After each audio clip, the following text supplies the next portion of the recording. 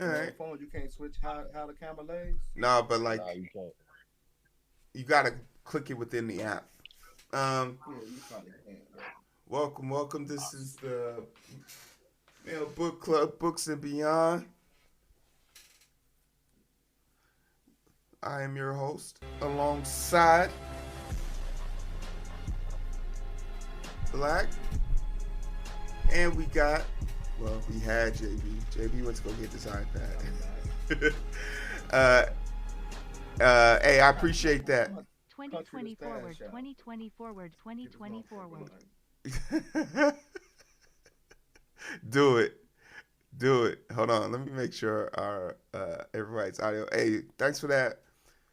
Thanks for that. I'm back. Thanks for that subscription, T. Appreciate you. And today we are covering Coach Prime's book, his second book.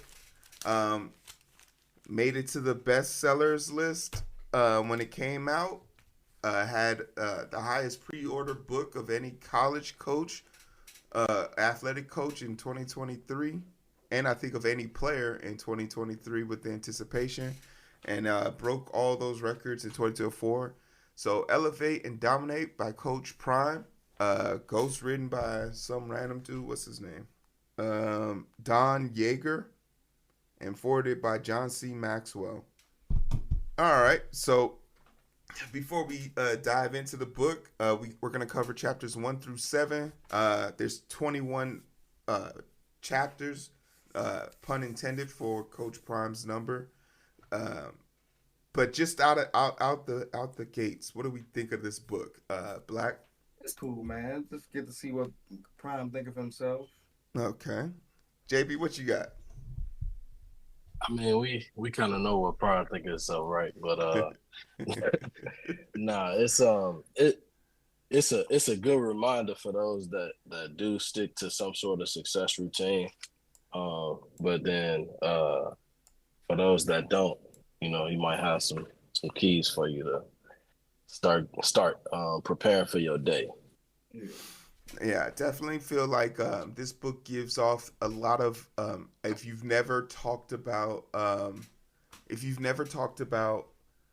uh, or had a conversation or felt like you had someone who could speak to you that you actually ingratiated yourself with, especially like if you're an athlete, if you're a high school kid and you really involve yourself with the past of past athletes and you're really at like admire how past athletes used to come up, I think this book would be phenomenal to you. I think if I read this book in high school, my perspective on playing sports would have changed. I would have been a lot more serious about sports than I was growing up. So definitely has a lot of strong energy. Wait, I what? feel that way about a lot of these. Now I feel that way about a lot of these type of books. Like Yeah. if I had read some of this stuff in high school, like I'd have took what I was actually doing more seriously. I No, was just doing absolutely. it because I Instead was of good at for them to make us read the book like Okonkwo and Shakespeare, I would have it. paid money to read this book instead. Yeah, I would have right, definitely paid attention in class if we were reading this book. Um, right. What I'm reading, Grapes of Wrath. So nobody the give color a purple and shit like that. Like I was just, it's You crazy. read The But Color Purple in college? they made us read that in high school. In high Oh, school, we yeah, I read remember Grapes of that. Wrath. What else we read? Some stuff I don't care about. All I Yeah, remember is Othello. When he was Othello in was another one. You could. The Great Gatsby. That was another one. Um, so we'll dive right into it. Chapter 1. Like I said, we're gonna cover 7 chapters.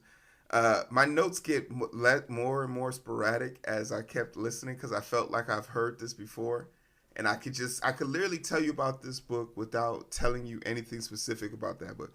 But one of the first quotes that pop out to me is, "God chose me to suffer." That was one of his opening line quotes in chapter 1, and I just put in parentheses, "Damn, God is a dick." Then because like this is not how I envision people suffering. Like you're an NFL, MLB athlete who has their kid, like their health, their kids, and everything, but there's this propensity in him to immediately. This is a very preacher. I'll be straight to the point. It's a very preacherist, very civil politic type book. Um, think of I in my mind, I think of Bill Cosby in the '90s before he was pill popping mother lovers. Like he is so respectable to it's almost to a fault. That was 20 years before you after. That was 20 years after he was pill popping. Oh, 20 years before after you my knew he was In the oh 90s, yeah. before you He was knew doing he it in the was 70s. right. He was doing that a while ago. You just didn't know about it. So what was some of the opening takeaway lines for you in this in chapter 1? Going back to the open. Yeah, that was 2 Whoa, months ago when we read chapter 1. No. hold on. I gave y'all a whole week to catch up. No, I'm just playing. Hold on. Oh yeah, even when you broke and keep moving, that's the one. You didn't say the name of the title. Oh yeah, even if you broke, I stopped writing them after chapter 4. So if you know them, say Look, them. I'm gonna have to piggyback off everything y'all talk about because I ain't write a note down for this No. shit.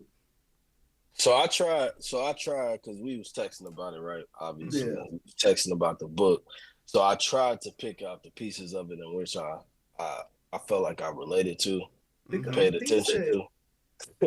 So like one of the things that really stuck out to me in that part of the book is like, because I do my routine like consistently, but when things around me seem like they falling, like that's the thing that I always lean back into is my routine. Like that's always gonna get me back started.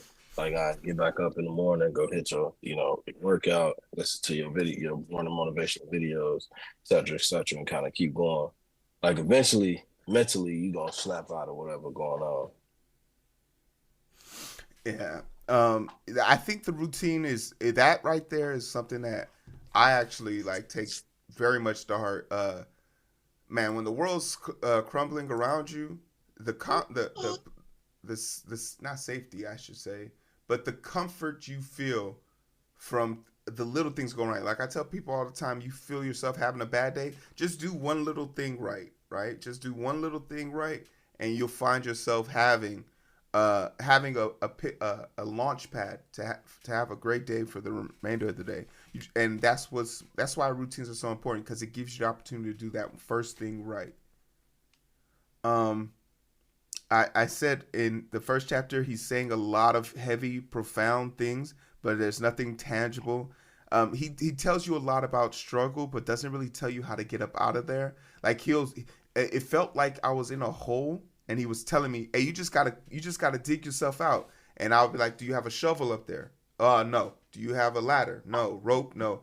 But like, even if you don't have anything, build yourself some stairs. Like, I'm very much against books that say get out of a struggle without explaining how to do it. Black, anything there? Like you muted yourself.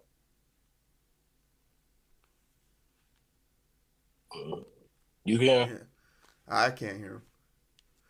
damn. I can't. Okay, There there you you go. go. You back? There you go. Okay. Yeah, I might have hit the mute button on the mic. I ain't know.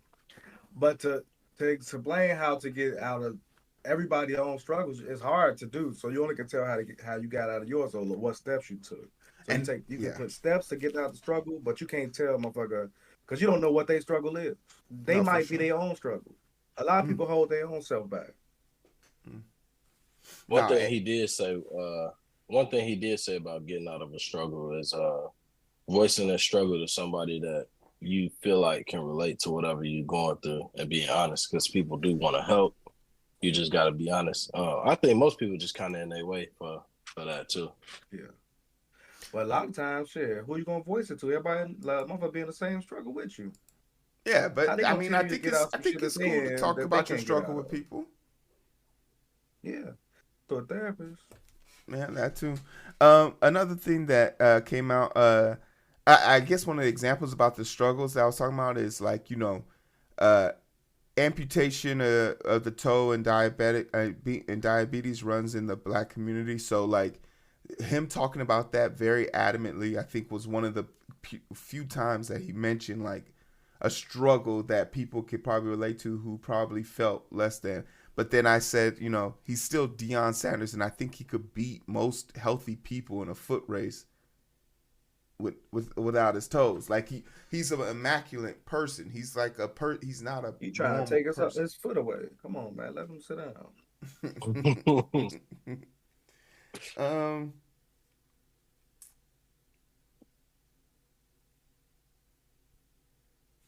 Hey, one thing that I don't like. Um. Okay, I gotta ask this question. When do you stop calling your father daddy as a man? As a man. If I'm talking to him directly, I it's just normal to me at this point. But like if I'm talking to other people, I just haven't. Say I my don't. pop. Yeah, my pops. But if I'm talking to him directly, that's what I call him. Okay, and I Well, see. we don't even say daddy like that though. We be like daddy. Yeah, did it. Yeah, we say Yeah, did it. So it's no, like but not like I even a just thing. so and maybe it's I just can't weird. type it out like Yeah. that's not even what I'm saying. Like I fucking saw a clip of this dude. He went in and said something to his son, and his son was like, "Okay, dad." And he's like, "What you call me?" He like dad. He like, "Oh, okay, yeah, it's nice knowing you. Know what I mean? You want to pack his bag? He's like, go ahead, get out of here." He's like, "When you stop calling me dad?" He like, "Come on now, pops. I'm too old for that." He like, "You right. Well, I wish you good on your endeavors. You gotta go. You're a man now." And I guess like there's something there about that. It's a cultural thing but like for us, so in my personal life, I call my dad Mr. Ah in private, but like out on the outside world, I just always address him as father or sir.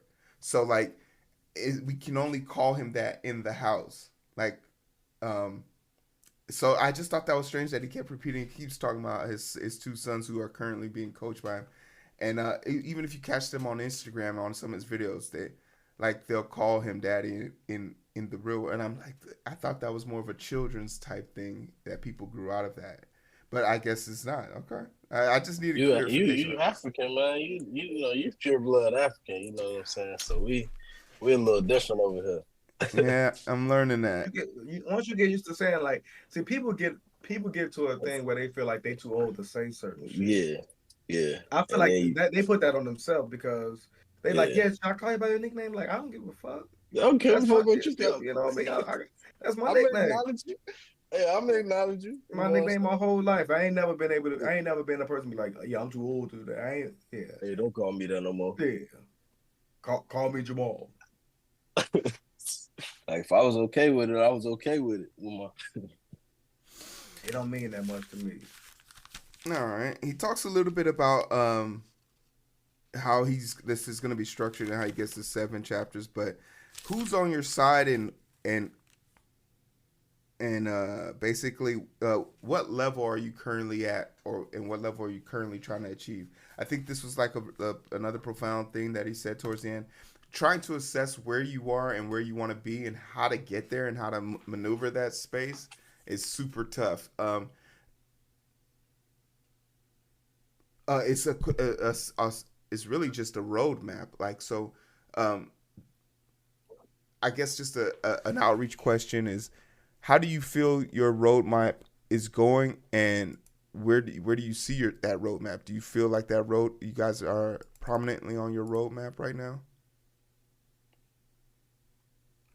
Right now I feel like I'm at one of my destination stops on my roadmap. Like I think about that periodically. Like, sometimes you get into a thing where you always feel like you're supposed to be progressing and moving forward, but every once in a while, like you in a space, like you made a stop, like you pit stop or whatever, and you need to focus and build where you at in order to keep moving forward to where you're trying to go. So Yeah, I'm at a stop. And you get to the Grand Canyon, you chill, you sit down and get the view of the shit. That's where I'm at.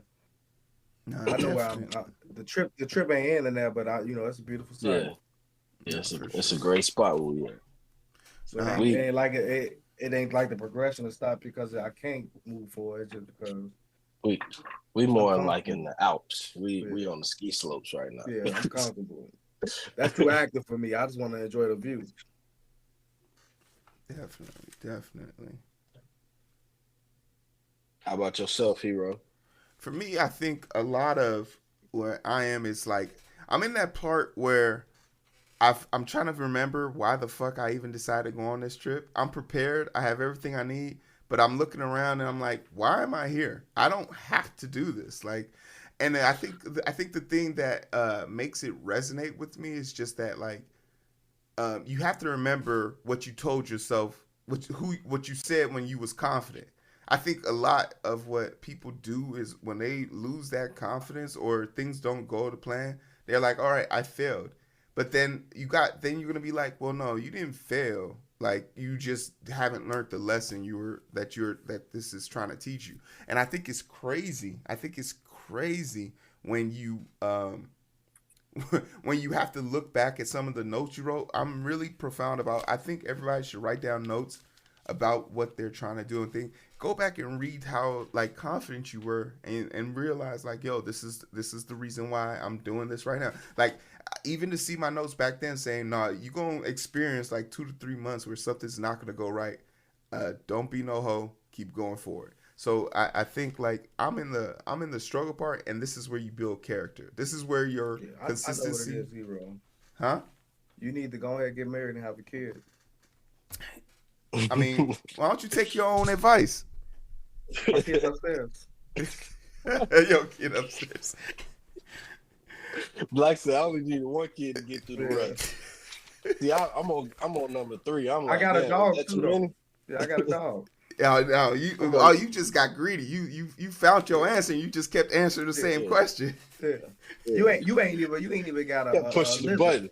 This nigga, he ain't got a lizard. He living. He just all for Hey, I self. got two. I So got two plants. I got two plants. Hold on. Be respectful. Be respectful. he got What's up, man? cactus. He got some cacti. That cactus didn't make it through the winter, man. All right, chapter 2. That's unfortunate. That's unfortunate. Yeah, we only on chapter 2. That's how I was feeling when I was listening to the book. Yeah. I was like, God damn, this really. the first 3 chapters, he was talking. Um, I'm feeling like Obama. I had to turn up the speed on this one. I went to 1.5. I Like did. I turned up Yeah, the I turned speed. mine up. Man, we on Obama shit. We was on like 0.4. We was on Point like four. after that shit turned up to the back was Obama was talking like the cartoon cats. That nigga, yeah. All right, I put How another. did he put that in his book? I put another thing in here saying once again he said a lot of great stuff, but nothing tangible, nothing I could take, nothing I could take with me. Setting daily goals, making sure you eat breakfast in the morning. I don't know who this is for. Like this It's this for test takers in high school and college. no for sure. Hey, like y'all make a good point though. Like these are good books for high schoolers. Yeah. High Yeah, schoolers absolutely. just don't read them. You know Yeah, what I'm saying? Like this should you don't read them till you like 25. Like God damn, like I almost got this figured out now. Yeah. And the crazy, like, it's also good for people who starting over. If you starting over. not even starting over, but just starting something. Yeah. If you starting something, Yeah, a lot like we talked about this a long time ago. A lot of people ain't even started shit, but they were talking about they gonna start over. You ain't started shit yet. they talk about people like them too. They ain't Yeah. going nowhere. You know them type of people. Yeah. That motherfucker ain't started nothing. Yeah, I'm about to move out of Chicago and start over. You ain't even started yet. Oh man. Motherfucker be on the first step for fucking 20 years, then they be like, fuck it, I'm gonna go ahead and do something else. You ain't even did that. You probably How should long? do How something. long? Yeah, how long? You should probably just should do be something. receiving help. You know what I mean? You probably should do else, 'cause something. What you was doing wasn't doing nothing. That's hilarious. So chapter 3, I can push the chapter. I think the quote was belief versus believer, which I found that to be like really dumb, but okay. Chapter 3, be where your feet are. This one I think is very important. Be where your feet That's are. a saying at work that I fucking hate. Be with your Why? feet up. Where else could you be? But mentally, they talking about mentally. Black told. And that's the You know, problem. And that's the problem.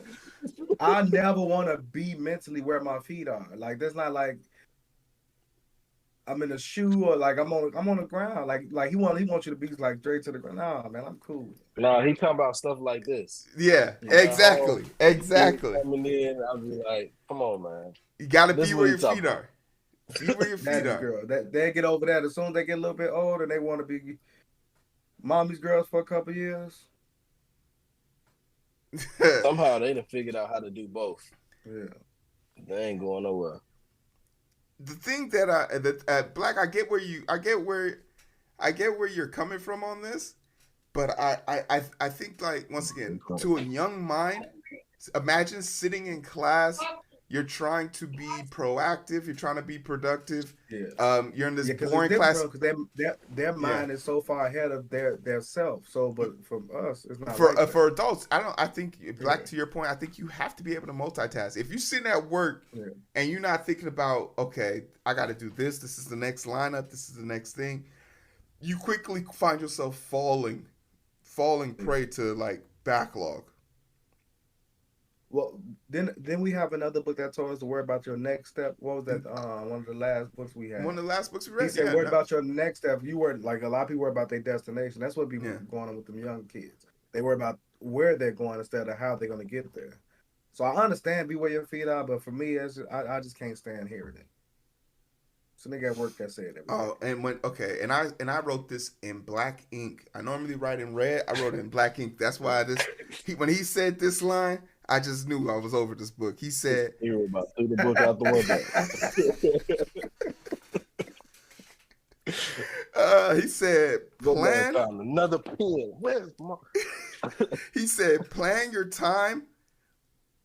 Time your plan." Yeah, I was trying to, you know, I was trying. And we talked a lot about what the fuck. It was. I paused it to try to, like, process it in my head. Like, you ain't taking enough time. time my plan. Like, how long my plan supposed to be? Like, but see, you're timing it while doing it. So you want, like, you planning your time. Like, that's what I'm gonna do with my time. But while you're doing it, you're gonna time your plan because you want to see if you're doing it the amount of time that you have planned. This ain't a 40-yard dash, man.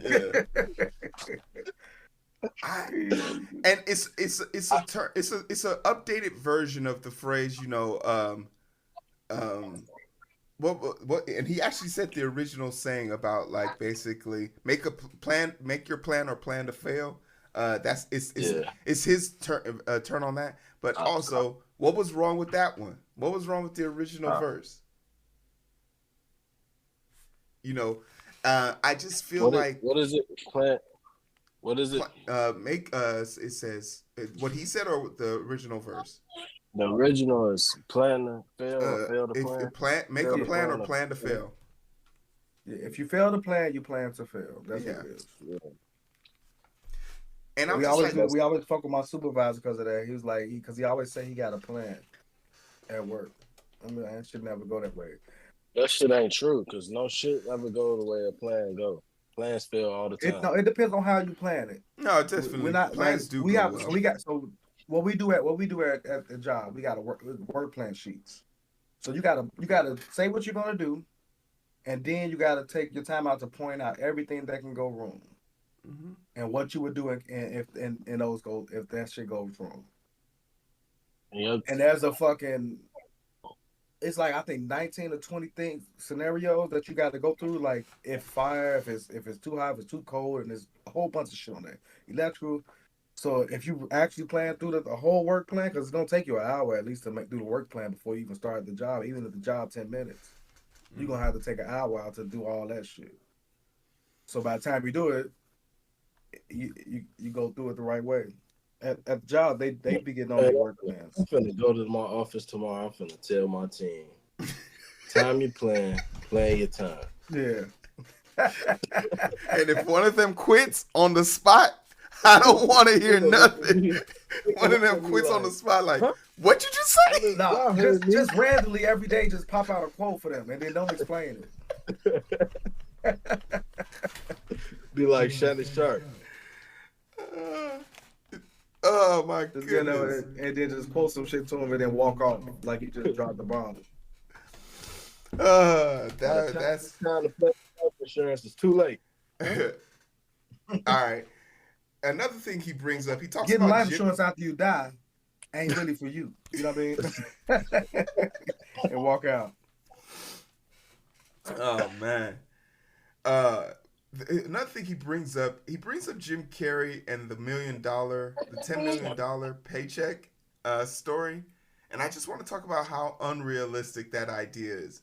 I'm not sure where This like the third time I've heard this story in a book.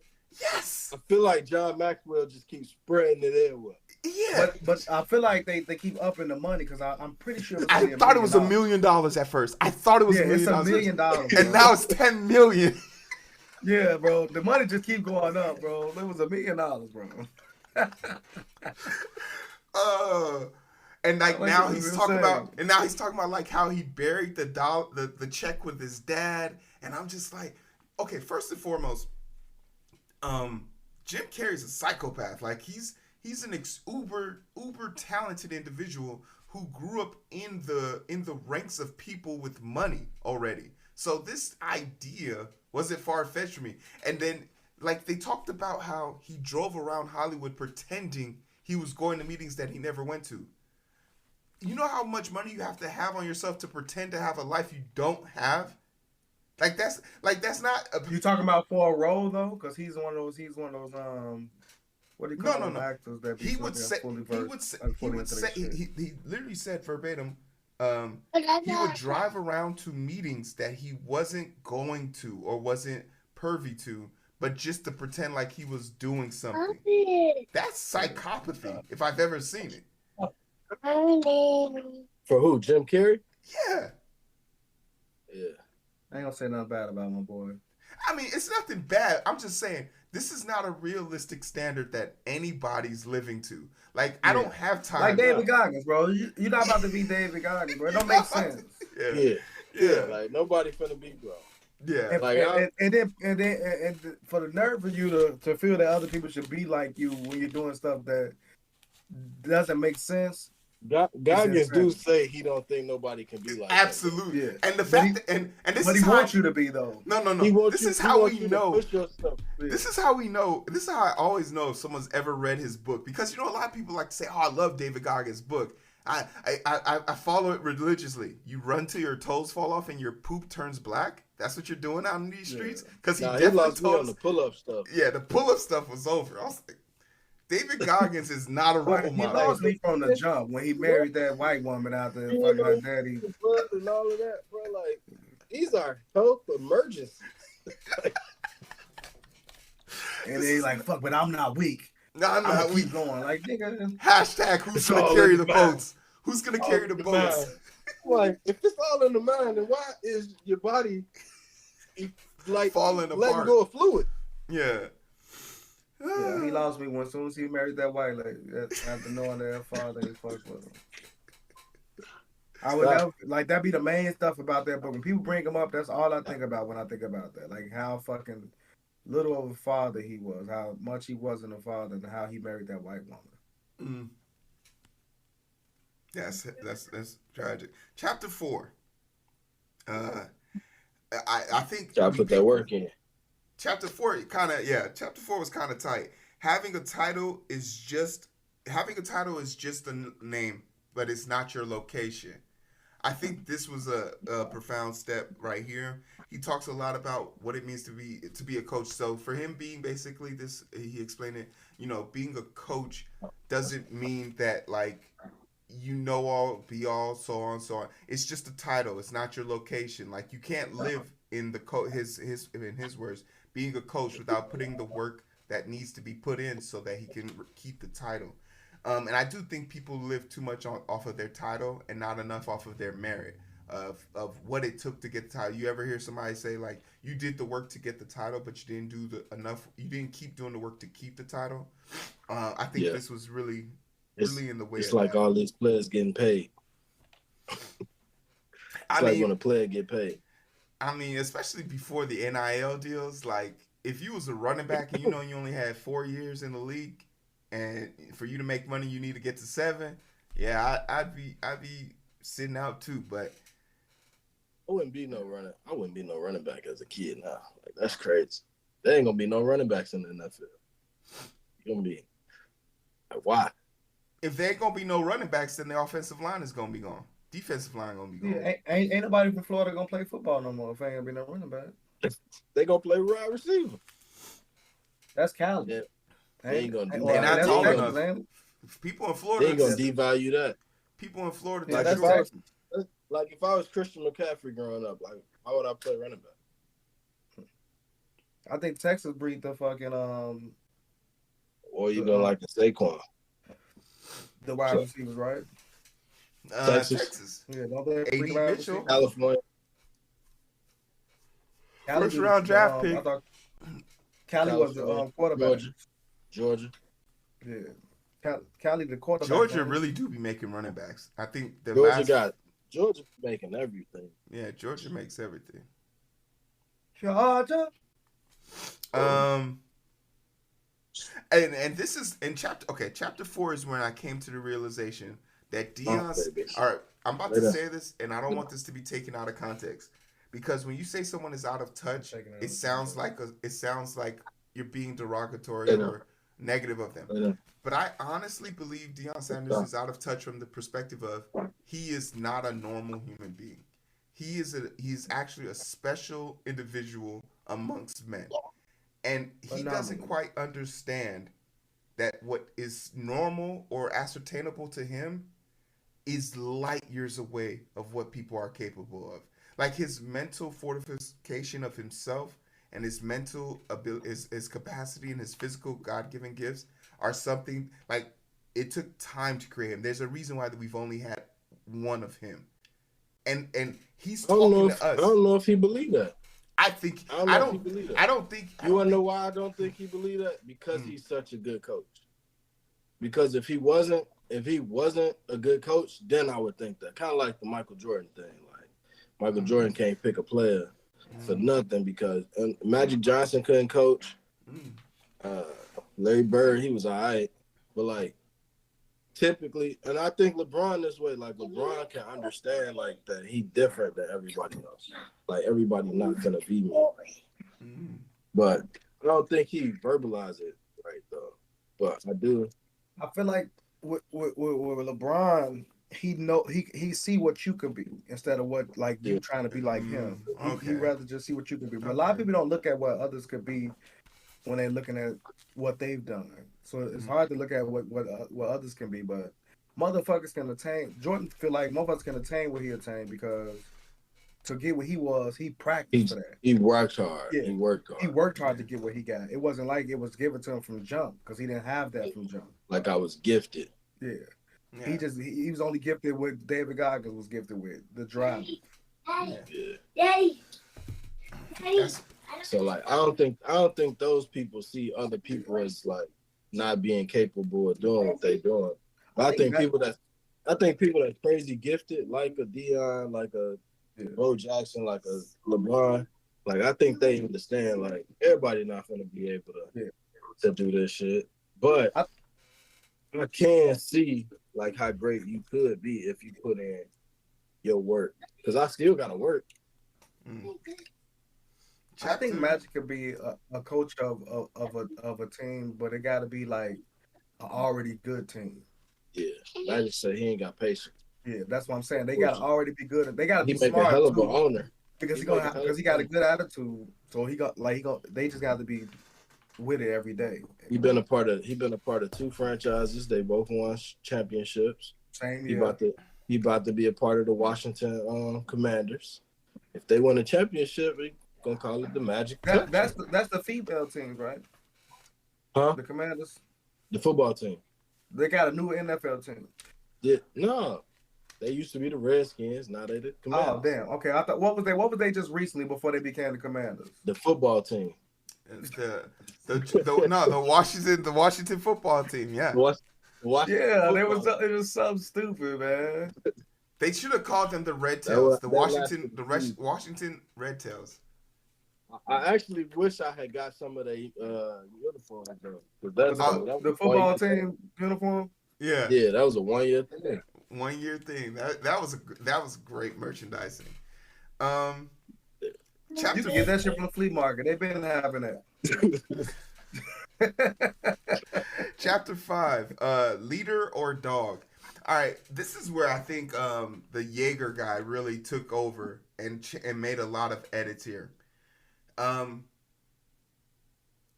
uh, and the phrase we've all heard the phrase "you got that dog in you," and it's a Yeah. phrase to talk about like how people Hey, hey.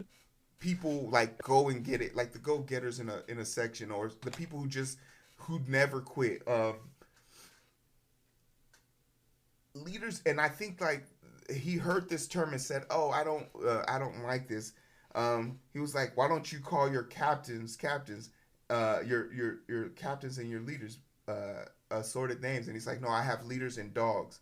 And I was very much like, that doesn't sound like something I would like. That twinges in my mind. But then when he then meant the reference of, I have too much respect for the word captain to call my players captains, because I think that is a word that should be strictly used for military and police officials. And I immediately said, "Oh, that's Do where he he." know? Do he know real captains? They're not like the top of the food chain. I've seen if they were generals or something, my nigga. Some of these captains are fucking dumb. Like every like he gotta relax, bro. Like Yeah, you ain't in the military, you say shit like that. Motherfuckers in the service be like, come on, bro. and I wanted to A talk to you captain ain't all specific. that. I wanted to talk to you specifically about this, Black, because Yeah. if someone took away my title as a captain, that's something you could put on a resume. I'm not gonna be able to replace it with the word, "Oh, no, I was a dog on the football team." Like, how do you Yeah. feel when people pander to the forces? They, they be trying to do too much. The Mm-hmm. military ain't like king of those titles. People were captains a long time before like just period, bro. Like it's not that fucking big of a deal. So not to me at least. Mm. Some of us might say like, oh yeah, you get like no, bro. It's a fucking captain. You're a lieutenant. You're a second lieutenant, first lieutenant, and then a motherfucking captain. You're not fucking going from what you say, Jeremiah. We can't hear you, bro. You You know, muted. You mute. muted. I said I don't think Deion had nothing to do with that sentence. Hey, yeah, exactly. Like, I think he said, "No, my players got dogs," and he's like, "Oh, can we turn this into a thing?" Like, you could see the But if thought he didn't have process. captains, on his team though, like it had to be because he didn't have captains beforehand, right? No, I think he had captains. He just changed the title of it, which is He changed weird. the title Yeah, he just changed to the leaders title. and You know, dogs. yeah, leaders and No, That's dogs. but I'm because saying he did that like fucking prior to the book. yeah, he did that. Yeah, Jackson State. He did it at Colorado too. yeah. And I like, come on, bro, you're doing too much. Mm, mm. Like I'm just giving it up to the like, bro, calm down. Cause that's not what people thinking in the military. A captain in the military know he a captain in the fucking So military. what if I'm a leader and a dog? Yeah, What you gonna Yeah, call me? a Dieter.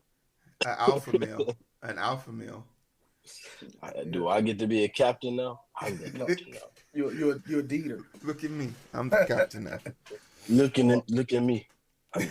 Or a log. You know, Niggas just be okay. going. So, and then he brings, and then and once again, this also adds into me thinking like Deion doesn't understand he's not normal. Deion mentions most people leave their job because of poor leadership, poor this. Uh, I'm here to tell you most people leave their job for money. Yeah, Uh, point blank period. Ain't nobody going to work saying I love work. And even as a person who like if I get to save people's lives every day, like the bureaucracy I have to deal with is makes me cringe every morning I wake up. So like once again, Deion has always had the luxury of being Deion. Deion, your job is being Coach Prime, which is your persona you created. It's the person you get to be. It's like asking Bruce Wayne who does he want to be, Batman or Bruce Wayne. He's always gonna pick Batman. Bruce Wayne is his persona. he'll pick Bruce if his daddy was alive. Yeah, I guess you're right. There's some comic books where his dad is his parents are alive and he does choose to be Bruce. But when he chooses to be Batman in those series, he actually kills people, which is crazy. Okay. I Also, like the red Batman. Talk He about probably that's because he don't kill people because he don't kill people because his parents was killed. So his Yeah, he no, parents don't he want to. no, he actually started off killing. Then he changed it. Yeah, they Because changed remember, it. he was Yeah. killing motherfuckers. Then he went to not killing. Just like Arrow. You know, they all got the same story. same fucking story, same exact goddamn story. And the crazy part about Arrow is that them niggas got this, like, they trained by the same people and everything. Same people, same goddamn story. Both rich niggas that ain't got nothing to do with. Only difference is like one is blonde, one is black haired. That's the literally the only only difference. They fuck the same girl and everything. The crazy part is I like Arrow more than Batman. Oh, I for know sure. Batman. I was always a Smallville type of guy.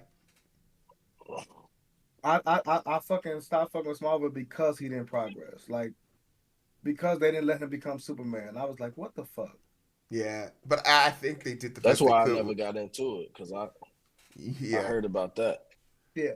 But it was trying stupid that they would try to hold that against. They could have just got a little money from him or something, bro. Do something to let the shit go. Has Superman shit ever been done right though? Yes. I think Man of Steel, the first movie by Zack Snyder, was probably the best rendition of him. That was the realest I think we could have asked for. But like Zack Snyder's a psychopath who doesn't understand like character death. Superman had 23 lines in his own movie. Like Superman's supposed to be a beacon of hope. Why was he the saddest person in the movie? Like Batman vs Superman. Like, what was good about that? The part 2, the fucking Justice League, when they brought him back to life. And he whooped everybody else. That was the best part of the movie.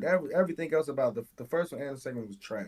But when Superman was whooping their ass, that was the best part of the movie. Yeah. When he just came back and was fucking them up. Because ain't no way That's in the hell. only believable part. Yeah. Ain't nobody doing shit with Superman. I don't care what nobody trying to tell me. And there's the thing, like, how do you write the thing about it, Superman's just too strong. Like, how do you write a good story you can tell in 2 hours about a man who's indestructible without bringing in kryptonite or taking him away from the sun? But you know for a fact, like, you already know from all the Batman comics that he will not kill anybody. He even holds back how hard he punches people because he doesn't want to do that. Only time he was ever really punched hard is when the people came from his plan, when he was able to use his actual strength. And he fight like Doom or somebody. Was that Doom we fought? No, they call it Doomsday. Yeah. I mean, they made Thor believable. You can make Superman believable. Yeah. You know what? That's a great point. But also, who respects Thor? Thor is the least respected of the original 7. But his is actually the best movies. Damn near. Stop it. Stop it. We are not about who's got the better? Iron Man. Iron Man got good movies. Iron Man 1 and 2, but Thor 1 and 2 is right there with it, especially Ragnarok. You're not about to sit here and tell me Thor. Ragnarok was good, but Thor, the one versus was that the one versus his sister? No, Ragnarok was 3. That shit was Love trash. and Thunder is 4. Yeah, 4 and 3 were trash. And I'll say 2 Ragnarok was good. I like Ragnarok. Ragnarok was okay. 2 was boring. 1 was just his origin story, so it was all hyped out. Like, they literally put the elixir. Like, Iron Man is cold. I'm not gonna argue against Iron Man. I just love Thor. Okay, it's Robert Downey. Robert Downey. It's Robert Downey Jr. Yeah, Robert Downey Jr. is good. Yeah. Because I when I saw Oppenheimer, I didn't think I was gonna like Oppenheimer, but as soon as I saw RDJ, I was like, "Oh, I fucking love that guy." That's RDJ. That's the character. That's the original Charlie Sheen, boy. Yeah, I'm gonna watch that tomorrow. I haven't watched that yet. Oppenheimer's great. Charlie Sheen.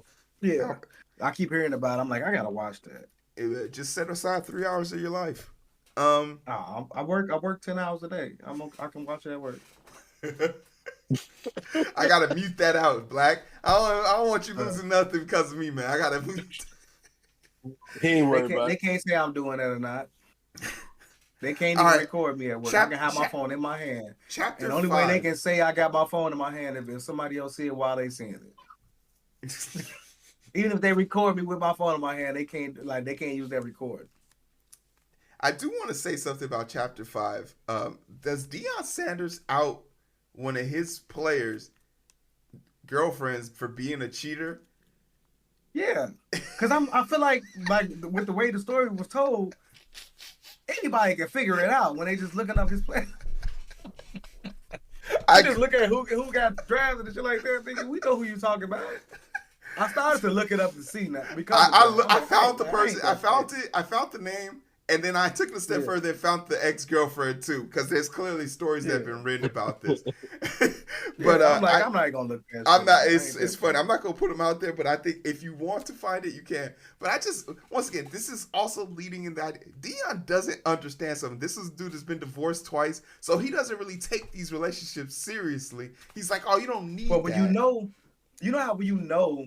Like when you know some shit, like you feel like everybody else should know. Exactly. Because that's how the military is too. They tell you, like motherfucker tell you, like, do not get married when you first get in. Do not buy a car when you first get in. But every time a motherfucker do it, and then the other people get to see, like, oh shit, that's what they was talking about. Mm-hmm. And this nigga just married somebody, and now she fucking him over for his money, and now they get divorced, and then this nigga just bought a car with 30% interest rate. And because you get paid every 1st and 15th, it don't matter. Yeah. That's why so many charges and Camaros and Mustangs on the military base. And in an apartment complex too. Once you go to the military base, you're gonna see all the best cars. I had a nigga who bought a Corvette when he came back from Afghanistan. Like, this nigga is crazy. He never was able to, like, he never could really drive it. He had a little putt Honda to drive around.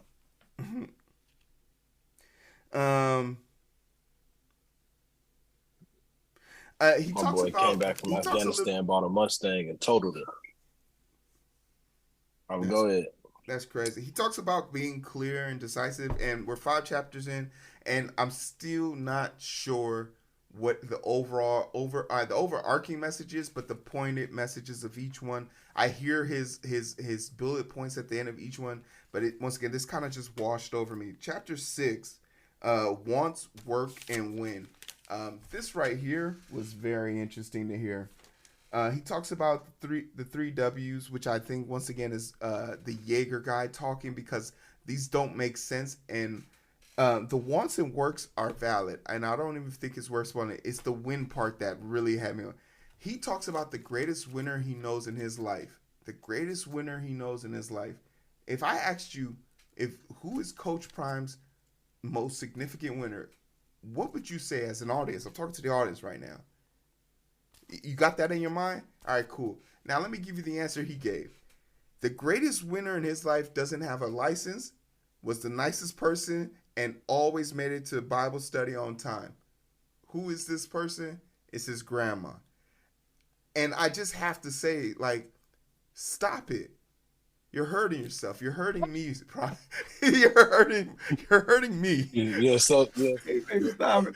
Hey, what would be killing me with that though? They just go get the person that just survived in life, and they feel like that was the greatest thing that the motherfucker could have done because so much was put up against them, and they still made it.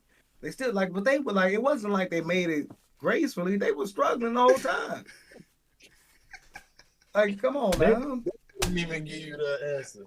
After you they'd be like, nah, I was just working. I was just doing what I had to do. Oh man, when he said his grandma, I promise you, I was driving, and I hit the steering wheel. I was so upset. You gonna call her the toughest person, the most resilient. Yeah, you can call her all of that. But the biggest winner.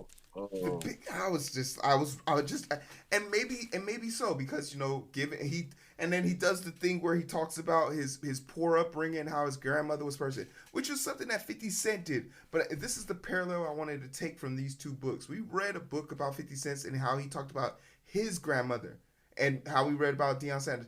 Doesn't it feel like Deion Sanders, for this to be the first time mentioning the strongest, toughest person he knows, 6 chapters into his own book, from the get-go, we were ingratiated with how 50 Cent's grandmother impacted his life, which makes it believable. In this context, I don't believe Deion because it's the first time he's brought her up in a serious capacity in his own book.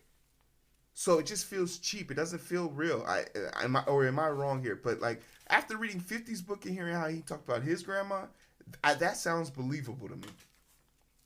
Yeah, but you hear about 50, but I'm not sure how much he speaks on his grandmother. But that like you could say anything other than winner. Like she didn't have to just call her out like a flat out winner. Mm. Like, but everything like you can say how I strong think, she is, how I great think she he is. was Like, looking for. I think he was looking for somewhere to put her in the book. yeah, And and, this seemed like almost a yeah, fit. Like yeah. Which he had to probably damn near one up Shannon Sharp the way he talked about his grandmother and grandfather. Because they homies, so he's like, I gotta mention my grandmama, but I gotta amp it up. Yeah. Because I'm not like my grandmama was a shit. I ain't gonna be like she was the greatest at fucking winning when she wasn't a competitor of nothing really. You just living life. You're like, what are you competing with? somebody got a one up Shannon Sharp. Yeah. Shannon Sharp, like Shannon Sharp's story gonna be real. Because that nigga was pissing outside. He had to use the bathroom outside The house. outhouse. Yeah. The outhouse. So I feel like his story gonna be like, man, I'm I be gonna seeing get out those that boat. houses in Georgia too. I was like, damn, that look like Shannon Sharp house he be talking about. Like they were living tough, having to leave the house to use the bathroom. You gotta make sure. That's why you watch Big Bang Theory. Yeah. You gotta have a bathroom schedule like Sheldon to live in a house like that. Yeah. Because you can't eat nothing real late and have to use the bathroom at night and go out there with that in the forest. Let me go do it. Finding your. All right. So in chapter 7, I wrote at the top. I'm going to ask the guys: do we have to finish this book, or can we read a money book? That's why I said, like, that's why I told you, like, we go ahead and pick another book this week, so we go through, and we could just mention this book throughout. Yeah, I read it on. I read it on my own. Yeah, I'll read this book. Mention this book throughout. Yeah. There's a financial book in here. Oh, let me see if you guys have ever read this book. The 7 Habits of The Psychology of Money by Morgan Housel. No, I ain't never read that one. I did read the 7 Habits though. I read the 7 ones when I did my leadership training. But the Psychology of Money. What y'all think of that? Damn, Jeezy got a book. Jeezy got a book. I'm starting to get the idea that all their books sound the same. It's all forwarded back. Oh, for the most part, yeah. Like for the most part, niggas' books gonna sound alike. Like you read a nigga from Georgia book, another nigga from Georgia book gonna sound the same. Like, you read a nigga from Chicago book, if he ain't from the West Side and the other nigga from the South Side, they book gonna sound the same. Like I'm reading Lucky Me by while I read it, Rich Paul. I'm like, God damn, why about this shit?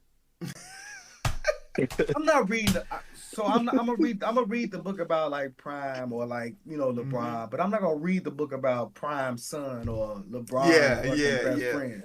Unless Shiloh, unless Paul got money though, unless Shiloh becomes like a president, lucky, you know what I'm saying? And what does it tell you? His best friend LeBron fucking plugged him. No, I was just trying to figure out how he ended up in that situation, like to meet LeBron, to where LeBron was like, "Hey, you gonna be my guy," because they didn't grow up together. He met him in high school, didn't he? Nah, he met him in the airport. Oh damn! He met him in the airport, like he was going through the airport. But we just talked about how LeBron has the capacity to see people's potential. Yeah. So like. So if LeBron says, "I've chosen you to be great," who are you to say otherwise? Shit, Right. look, ain't I that was how just trying Woj he is now? to. He gets to fucking put all this bullshit because he knew LeBron. Yeah. Because No, it's nigga, what's his? why are you Yeah, getting all this fucking? it's I hate when they be like Woj says, and it's just like gospel. Woj and what's his name? Damn, Brian Windhorst. Yeah, Brian Windhorst followed LeBron through college, and now he on ESPN only to talk about LeBron. they be killing me. That's Skip. Hey, right at the Not coattails, fucking man. not white Skip, black Skip that be on Facebook every couple posts he mentioned Brian. Ride the coattails, baby. Yeah, real White Skip too. He on Yeah. every chance he get to talk bad about LeBron. Oh, he been changed it up because them fucking ratings are low. Yeah, he been Now trying to fucking change it up. he been on LeBron's side. Can the Lakers win the chip? Yeah. LeBron is amazing. Like, yeah, nigga. Now your stats are low. You hiring everybody. Nigga hired motherfucking Paul Pierce. And Paul Pierce on that up in LeBron.